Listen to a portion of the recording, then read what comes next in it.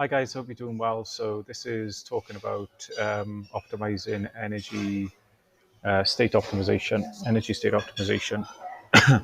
So Frederick Dodson talks about four levels of consciousness, and what he says is that people generally fall within different energy consciousness levels. Now, once we switched on to the fact that certain consciousness levels permit certain outcomes easier than others, what it allows us to do is it allows us to take measures to, you know, take external factors to drop into those levels so that we can get the outcomes we want.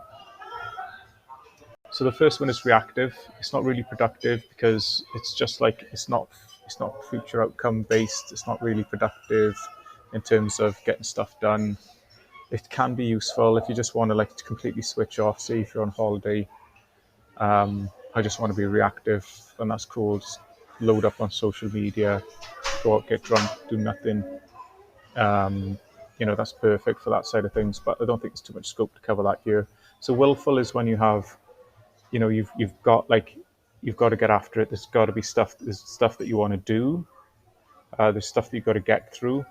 You got a long day of sales calls, things like that. Okay, so what would I do in those situations? I would personally put motivating music on, certainly at regular intervals throughout the day, because obviously on sales calls you can't really listen to things as you, like this sort of rah-rah stuff is phenomenal.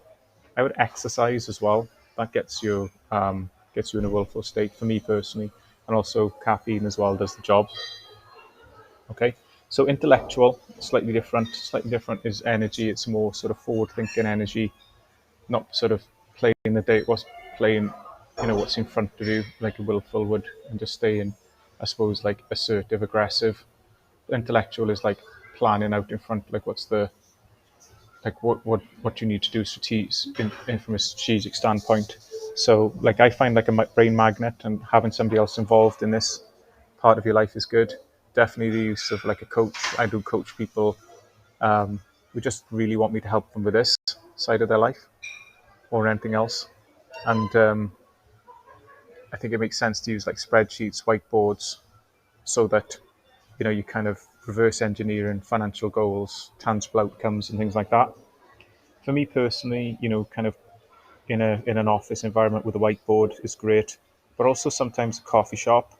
There's some coffee shops around Belfast where I live where they've got long tables.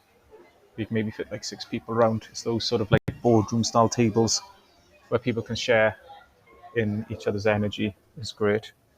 I think if I was doing things on my own, this is the type of music that I'd be, it's more like sort of ethereal type music that kind of gets me in that state. From having to plan strategy and things like that, just bury my head down, baseball cap in the zone, so to speak. Now, creative work for me is different. Creative work in the capacity that I'm going to talk about, I don't have the answers to hand. So what like often happens is like I'm left with like a problem. Say, for example, chapters of my book, or a client comes to me and they've got this recurring problem, and I've listened to a call review, and I'm like, I do not know what the hell is going on here, and things like that.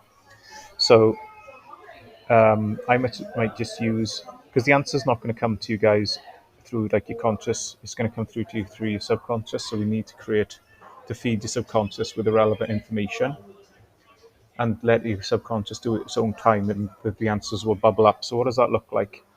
Bertrand Russell, the guy who talked about evolution, Charles Darwin, almost forgot his name now.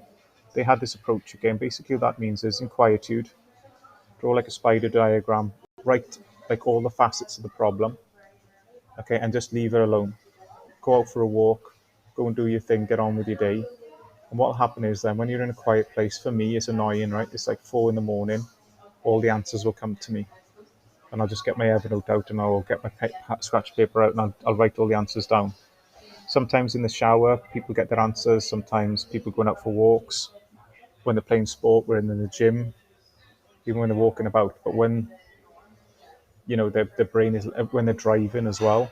So whatever state, whatever like takes your, but allows you to switch off and just become like an automaton where you're just doing something on an autopilot, that's normally a good indicator that that's when you're going to get your answers.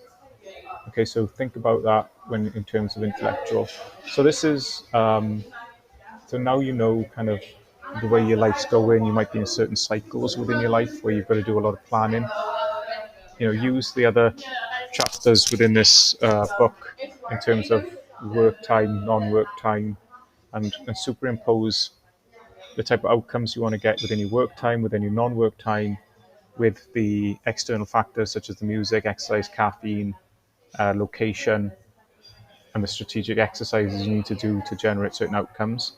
And this should be a useful layer for you to actually maximize those times, work times, non-work times, so that you get the outcomes you want. Hope you enjoyed.